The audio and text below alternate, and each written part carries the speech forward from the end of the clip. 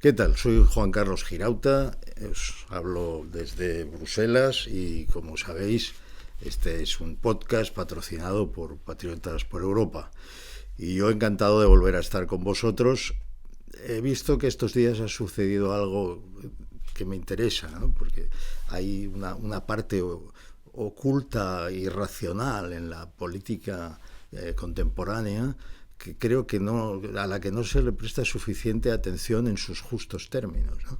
Y veréis lo que quiero decir. Muchas de las iniciativas que tildamos de woke, es decir, esas causas que a la izquierda nunca se le habían ocurrido, como el tema, yo que sé, de los transexuales el catastrofismo climático y tal, y que ahora son sus banderas, ¿no?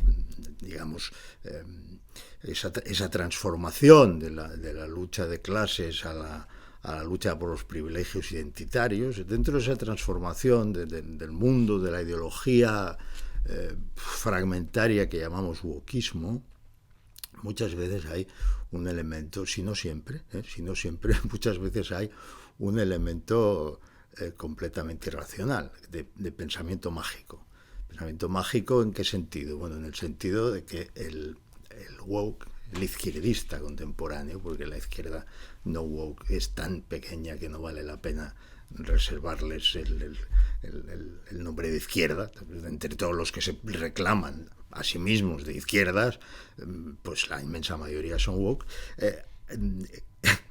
Fijaos la paradoja, el marxismo nace como socialismo científico, se presenta como el socialismo científico, y hoy la izquierda sigue invocando la ciencia, pero la invoca en un sentido contrario al de la ciencia, la invoca como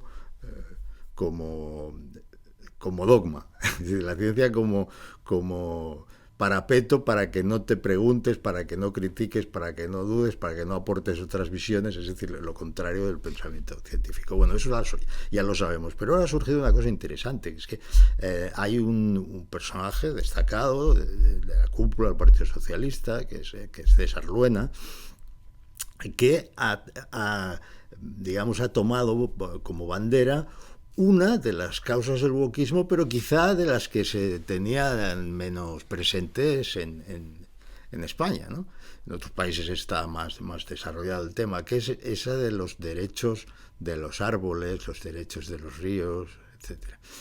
Esto es una cosa que planteada así en esos términos, en un encuentro internacional, como ha sido el caso, ¿no? Que lo está impulsando ahora en Eurolat. Pero este señor ha sido el reporter de la ley de restauración de la naturaleza, del informe de la ley de la restauración de la naturaleza en Europa. Bueno, fijaos, los derechos de los árboles y los derechos de los ríos, ¿no? Bueno, de los árboles y de los ríos, pues también habrá derechos de los arbustos, y también habrá derechos de los lagos, porque va a tener derecho un árbol y un arbusto, porque no va a tener derechos una cepa, un matorral. Bueno, que si hay mucho que discutir, ¿no? Habría que pedir al señor Luena que nos explicara exactamente ¿cuáles son esos derechos? Bueno, ¿cuáles son? Más o menos ya lo sabemos. Derecho a que no los tales, por ejemplo, a que no los toques.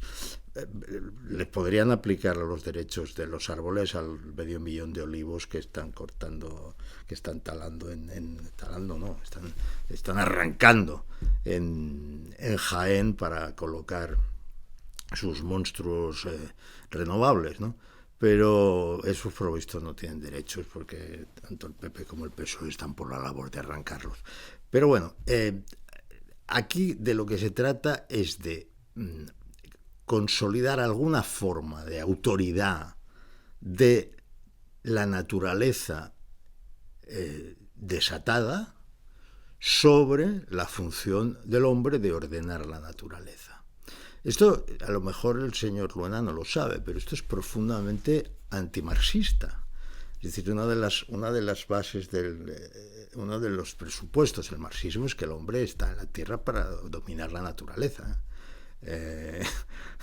Además, es decir, imaginaos cómo estaríamos si el hombre no hubiera no hubiera dado en ordenar la naturaleza. Claro, ordenar la naturaleza quiere decir pues, cambiar cauces de ríos, por ejemplo, ¿no? Esto no se puede hacer, ¿no? Es decir, que los derechos de los ríos, por ejemplo, si consideráramos que los derechos de los ríos existen, pues tendríamos que decir, pues en definitiva, ha pasado por encima del derecho de aquellas personas que murieron en la Dana porque el río no se había limpiado, ¿no? También había el derecho de los árboles, supongo, que no se les podía sacar del río. Todo esto es mucho más grave de lo que parece. Pero yo insisto, es muy grave en sus consecuencias, pero yo insisto en que su trasfondo es irracional. Es más, su trasfondo es de cariz mágico. Esto es pura magia. Esto es el animismo. Es una religión, es el animismo, una religión supersticiosa, no una religión en el sentido que nosotros entendemos religión, pero sí un sistema religioso primitivo, que como siempre es mágico en lo primitivo. Es decir, el hombre que ignora todo, el hombre ajeno a la ciencia, considera, lógicamente, que los fenómenos de la naturaleza responden a deidades a las que personifica y a las que les atribuye. Pues, por ejemplo, como se ha enfadado, pues está tronando mucho, ¿no? El dios del trueno. Pues ahora nos ha bendecido con lluvia porque el dios de la lluvia pues nos ha hecho caso. Y luego el dios del río, que a veces se enfada y hay una riada, pero ahora está tranquilo. Es decir, todos los elementos naturales que rodean a una tribu, el animismo persiste, sigue existiendo en partes de África, pues ese animismo es lo que corresponde a una mentalidad primitiva y completamente ajena a la ciencia. Bien, esto es lo que nos traen bajo una etiqueta de apariencia razonable, porque le llama derechos. Claro, la falta de lo razonable se advierte en cuanto tú ves a quién se le atribuyen los derechos. En una mente normal, los derechos de los árboles o derechos de los ríos ya es algo que al jurista le inquieta, ¿no? Salvo que el jurista tenga más de mago o de creyente animista que de jurista, ¿no? Porque los derechos es una cosa que corresponde a los hombres, ¿no? Los derechos de los hombres. Los derechos son algo que desde siempre está ligado al hombre. Después se ha extendido a los derechos de los animales, que bueno, que es un tema debatible porque se podría buscar formas de protección similares o incluso mayores de las que los animales tienen, que no pasara por utilizar el lenguaje que se ha consolidado históricamente como referido al ser humano, ¿no? Derecho del que está desprovisto, por cierto, un ser humano que todavía no ha nacido, ¿no? Es decir, porque su derecho a la vida deja de existir en el momento en que se reivindica el aborto como un derecho a la disposición del propio cuerpo. Pero bueno, este es otro tema. Ahora vamos a algo que es muchísimo más evidente. Es decir, usted tiene un río es, claro, para una mentalidad primitiva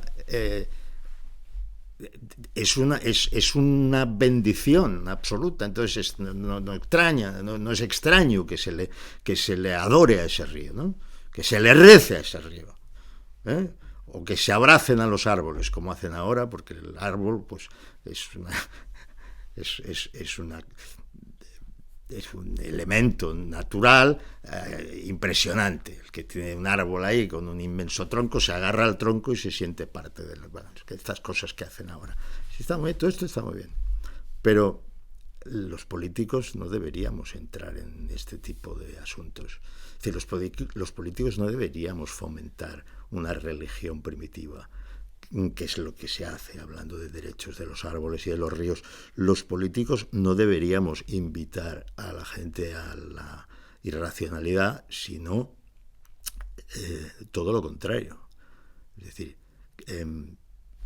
lo que está haciendo el animista Luena es poner por delante unos supuestos derechos de entidades imaginarias, porque el río existe como río, no como sujeto de derecho ninguno, lo está poniendo por delante de las vidas de las personas, en la medida en que las vidas de las personas, como se demostró en Valencia, como se demostró en Castilla-La Mancha, se ven afectadas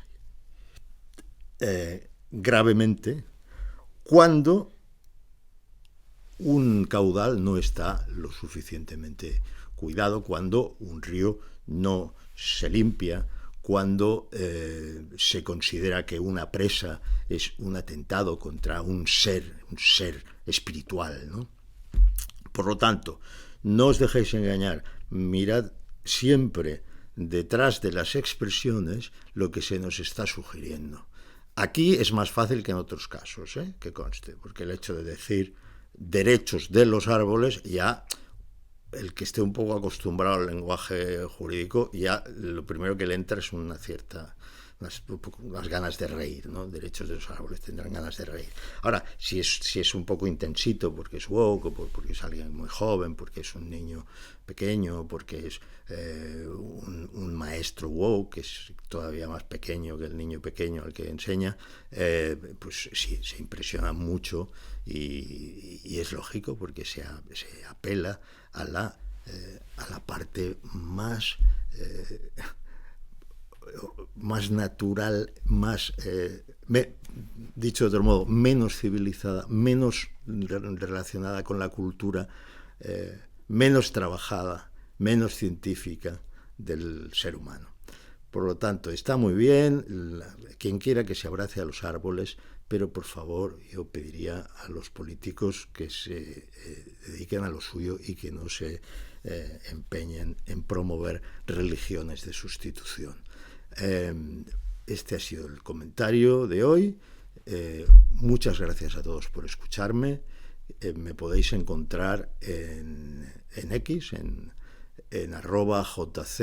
@jc_girauta, y os recuerdo que estamos en un podcast patrocinado por Patriotas por Europa. Muchas gracias.